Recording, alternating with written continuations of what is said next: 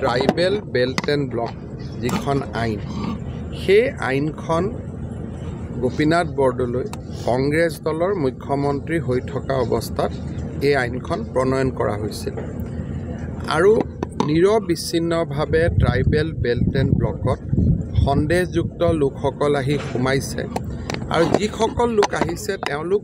ভূমিহীন নহয় ওচৰৰে বুঢ়া বুঢ়ী গাঁও তেওঁলোকৰ নিজৰ ভোটাৰ লিষ্টতো নাম আছে মাটিও আছে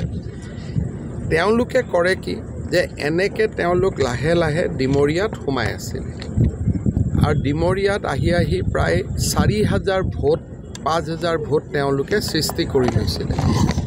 2 বছৰ 3 বছৰ 4 বছৰ পিছত সেইটো এটা 20-25 হাজাৰৰ এটা ব্লক হৈ যায় তাৰ পিছত তেওঁলোকে ৰাজনৈতিকভাৱেও সিদ্ধান্ত ল'ব আৰম্ভ কৰে আৰু যেতিয়া 25,000 মানুহ হৈ যায় তেতিয়া ৰাজনীতি কৰা মানুহসকলে এভিকশ্যন কৰিব নিদিয়ে কাৰণ তেতিয়া তাত অবভিয়াছলি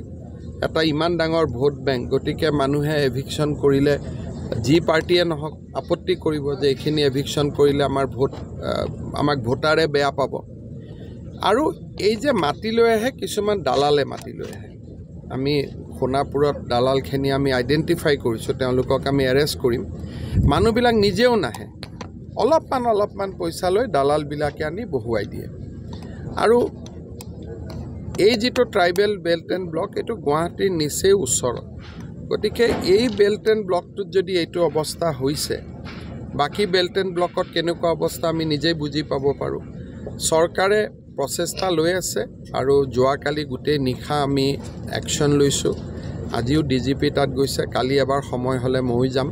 আৰু আমি তাত ট্ৰাইবেল বেল্ট এণ্ড ব্লকত যিমানখিনি সন্দেহযুক্ত নাগৰিক আহিছে আমি গোটেইখিনিক উচ্ছেদ কৰিম